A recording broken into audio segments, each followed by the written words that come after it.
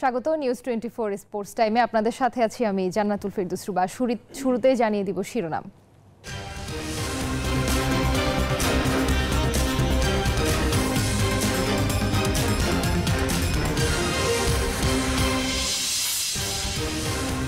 Antigua টেস্টের তৃতীয় দিনে নিজেদের প্রথম ইনিংসে ব্যাটিংয়ে বাংলাদেশ। উইন্ডিজের প্রথম ইনিংস 450 রানের। প্রথম টেস্টের একাদশে নাহিদ রানাকে না দেখে অবাক হাবিবুল বাশার। পঞ্চপাণ্ডবের স্মৃতিচারণ সাবেক অধিনায়কের।